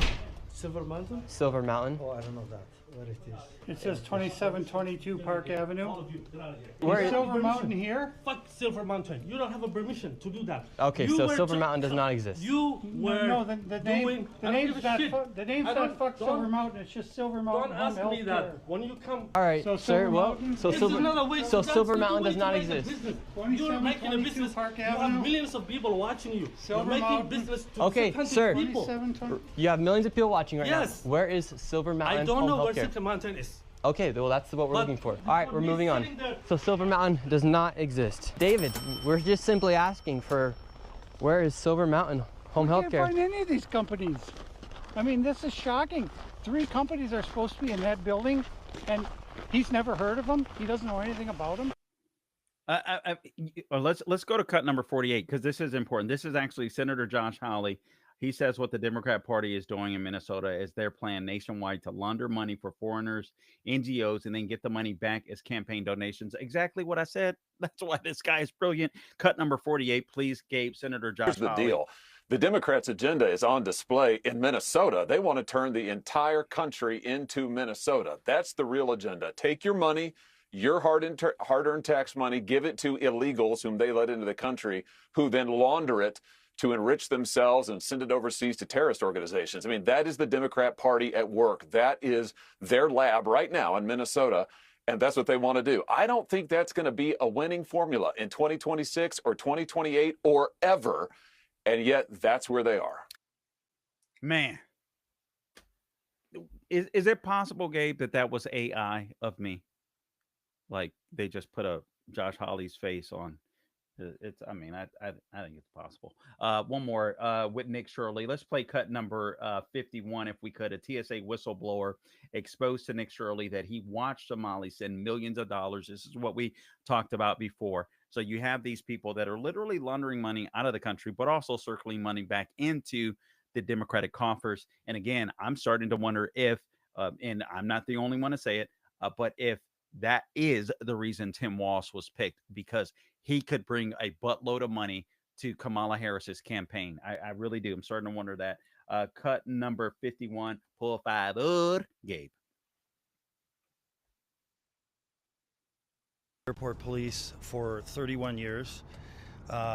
24 of those years I worked in narcotics at MSP Airport. And my recollection was from about 2015-16 to 2021 when I retired. I would get emails from our dispatch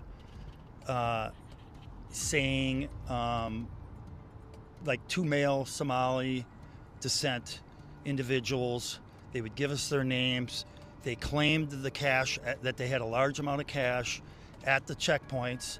We'd get all this information in an email, and I believe they would send it right away. So TSA would contact our dispatch telling us this, then our dispatch would relay the info via email to us. And how much was the money?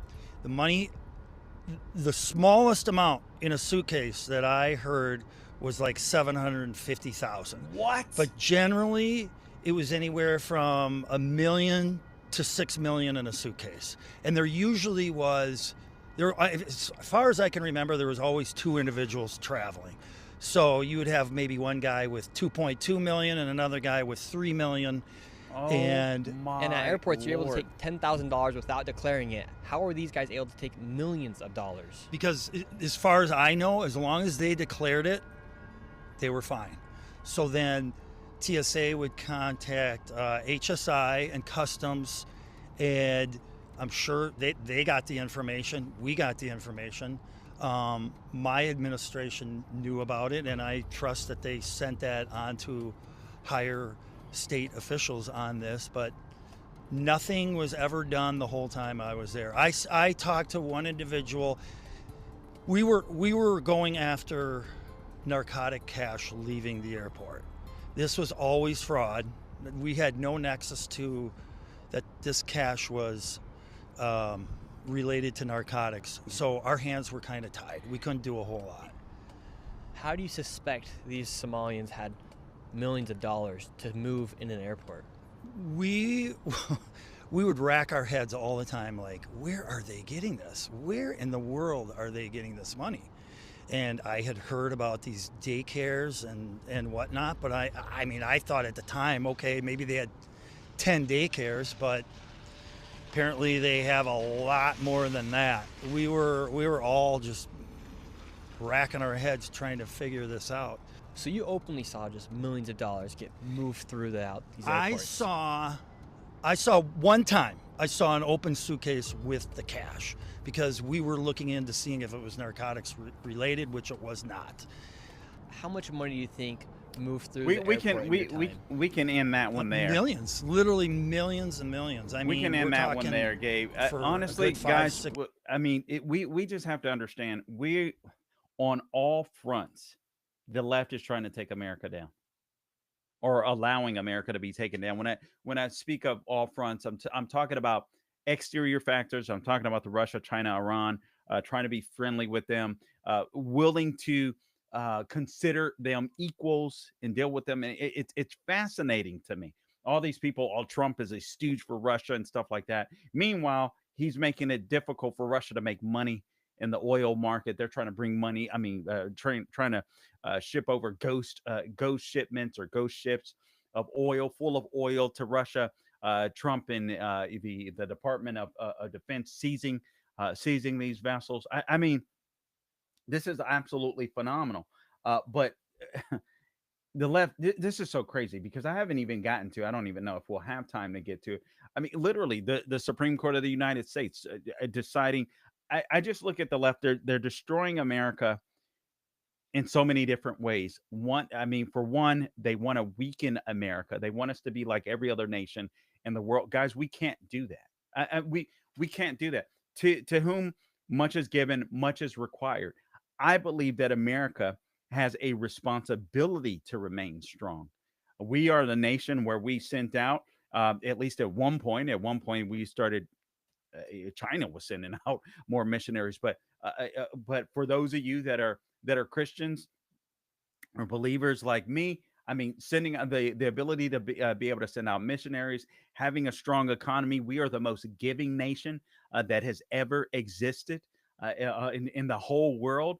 Whether people are, and I'm not talking about taxes, but I'm talking about charity, or whether you're giving to your church.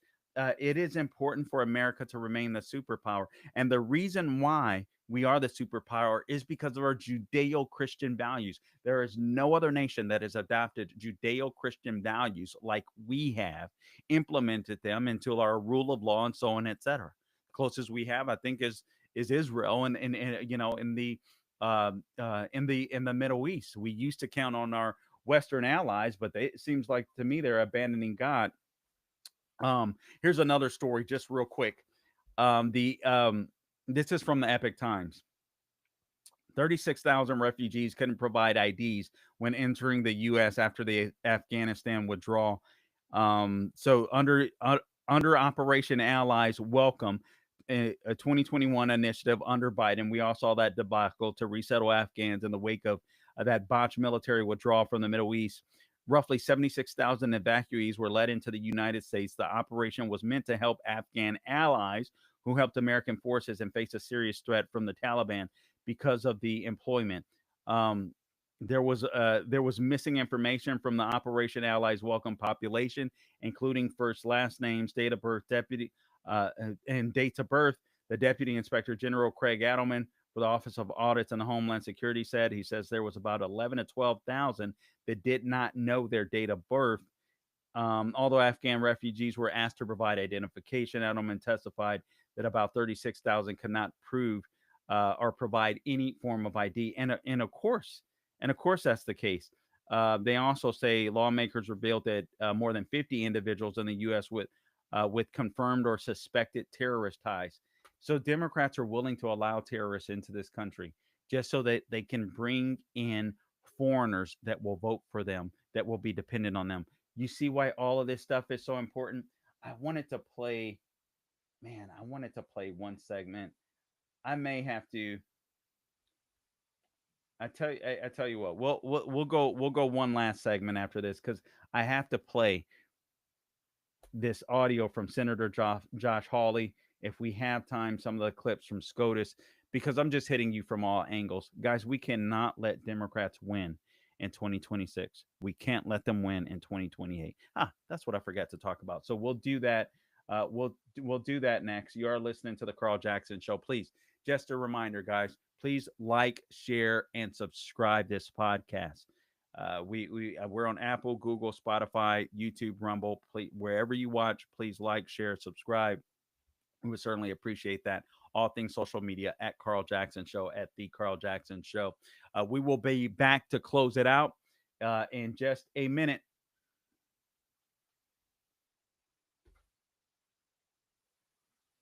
How many segments is that, Gabe? Do you know? I haven't even been counting.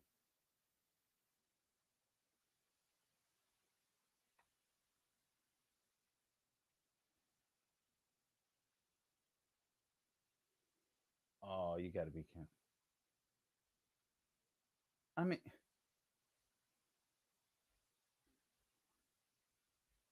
can we start? Okay. Okay.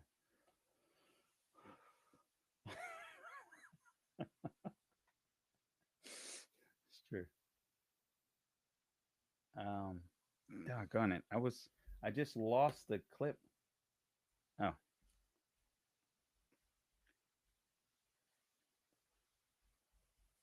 Just want to make sure we play this. Sounds this is happening. Did we play 52? Oh, no.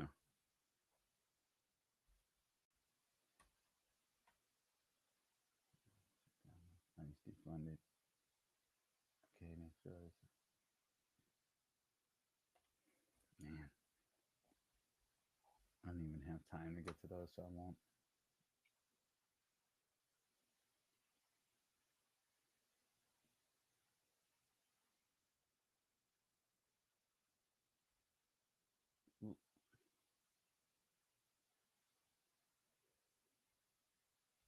Oh, wow, we had that in a.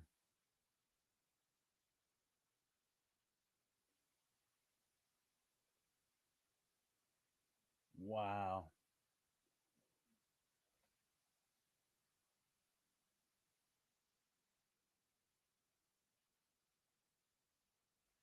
Oh, man.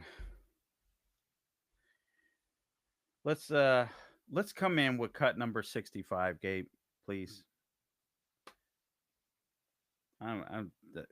Wow. This is, guys, what the left is doing to this country is just reprehensible. All right, let's come back in with cut 65. Cut 65. Let's start with it. This is so important.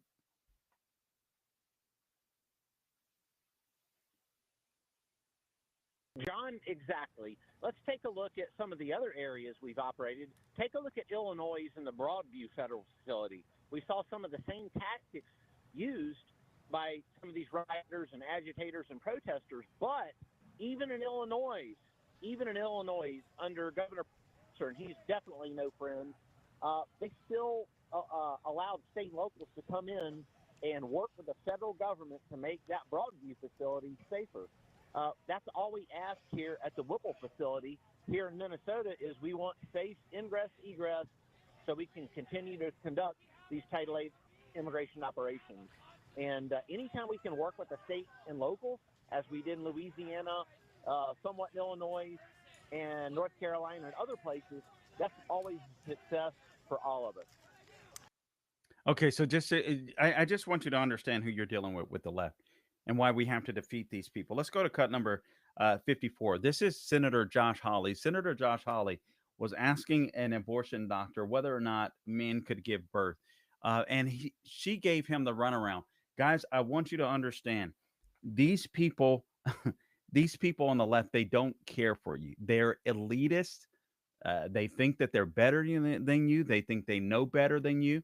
They want to run your lives. They want to tell you what to do. They want absolute chaos. They want to fundamentally transform America. We cannot allow these people back in office.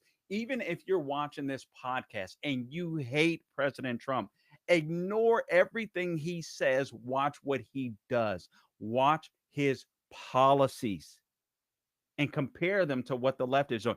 They have nothing to offer. These people, I can't believe we even have to listen to or wait for a decision from the Supreme Court to determine whether or not men can play in female sports. Have we gone mad? I mean, this is insane. I forgot what cut I asked you to play, Gabe. Uh, let's go to cut number 54. I think that's what it was. Said a moment ago that science and evidence should control, not politics. So let's just test that proposition. Can men get pregnant? I take care of people with many identities, but Can men get pregnant? there are many women that can get pregnant. I do take care of people that don't identify as women. That Can men get pregnant? again, as I'm saying, Let me just remind you what you testified to a moment ago. Science and evidence should control, not politics. So can men get pregnant? You're a doctor, I think. Science and evidence should guide medicine. Do science and evidence tell us that men can get pregnant? Biological men, can they get pregnant? I also think yes/no questions like this are a political tool. And No, yes/no questions are about the truth, doctor. Let's not make a mockery of this proceeding. This is about science and evidence, and I'm asking you. You know, the United States Supreme Court just heard arguments yesterday at great length on this question. This is not a hypothetical question. This is not theoretical. It affects real people in their real lives. And you're here as an expert, called by the other side as an expert, and you've been telling us that you follow, right, you're a doctor, and you follow the science and the evidence. So I just want to know, based on the science, can men get pregnant? That's a yes or no question. It really is, I think. I think you're trying to reduce the complexity of a lot. I'm not. I'm trying to get, it's not complex. I'm trying to get to an answer, and I'm trying to test, frankly, your veracity. On and on and on for literally 5 minutes. This is a doctor that either won't or can't or refuses to tell the truth. A doctor. Frankly, I don't even believe you should be practicing medicine if you're not willing to deal with objective truth. I don't, or deal in objective truth, I should say. This is scary to me.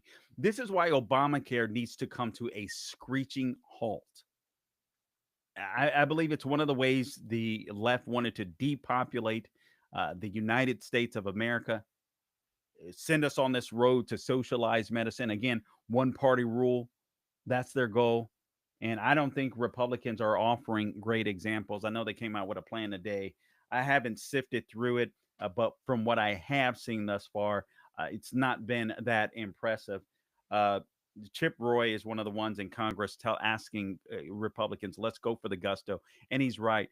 I think Republicans don't realize that a lot of times they lose. I think they can change. I think they can shake up the apple cart, if you will, whatever that saying is. They can change history. They can be like George W. Bush in 2002, Clinton, I believe it was, in 98, where they won their midterms, which is absolutely uncanny. This is technically Trump's second term, but still, I think it can be done.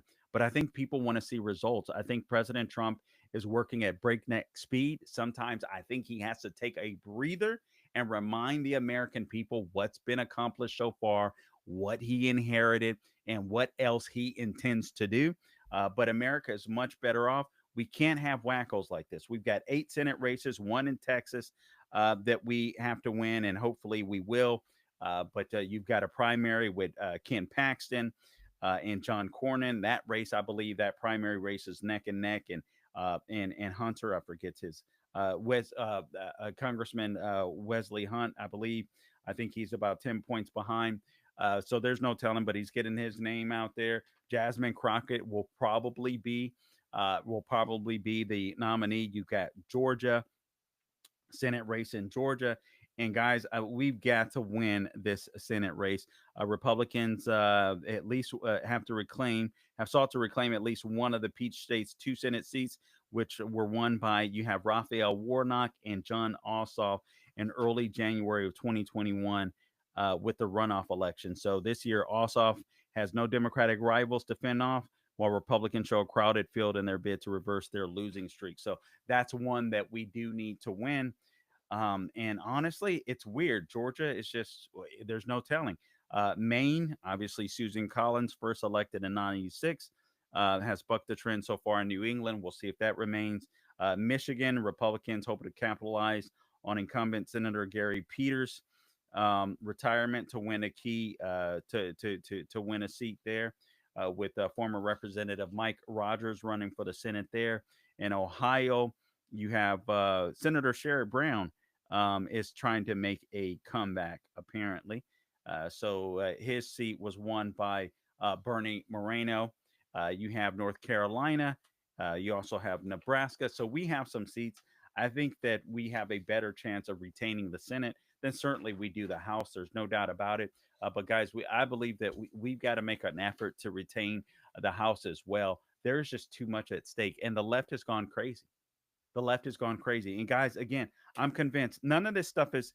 Don't give up now. I when I was filling in for Prager when he first sustained his injury, and by the way, continue to pray for him. But when I was filling in for him, and I was after President Trump had won the presidency, I told you guys, when Trump starts to deport people, when they go, the left is going to do everything to make it look nasty. It's going to look bad. You have to stay strong. I don't listen. I think there's some things that could be done, could be done better.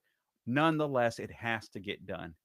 We need as many imported Democrats deported as quickly as possible, because that's what happened. You realize that. You realize that a lot of these people, Democrats, wanted to come into the country, not because they wanted them to be a part of the fabric of America, not because they wanted them to be a part of the melting pot, but because they wanted them to be in perpetual poverty or in some way, somehow owing the Democratic Party, like many of the Somalis do in Minnesota. And we got to stop that. The election integrity win that Harmeet Dillon, the video we played earlier, that is an absolute huge win. Democrats want to control the House. Republicans currently hold a 218-13 majority in the House. Well, not so much. I don't believe we hold that anymore with Marjorie Taylor Greene gone. But that's a very slim edge. We got to make sure that we retain the Senate at the very least. And I'm hoping that we can retain the House. This is just extremely important. I do want to play.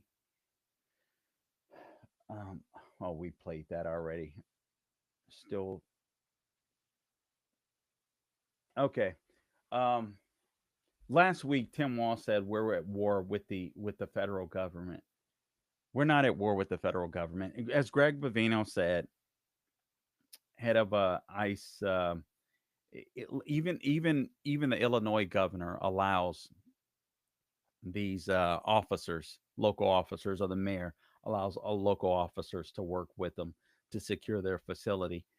Governor Walz says ICE agents are going door to door ordering to turn in neighbors. This guy is still trying to stir stuff up. We are at war with the federal government. No, you're not, Tim Walz. We can't have people like this in office. These people aren't fighting for their neighbors. Tim Walz is fighting for his freedom. That's what he's fighting for. That's all he's concerned about. He's a left-wing radical that was fighting to fundamentally transform America. He's not going to get that shot.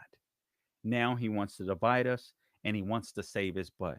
Guys, we have to win. We have to win. We have to win. Trump has great foreign policy. The economy is starting to come back. We still have a little ways to go, but we are much better off than we were a year ago.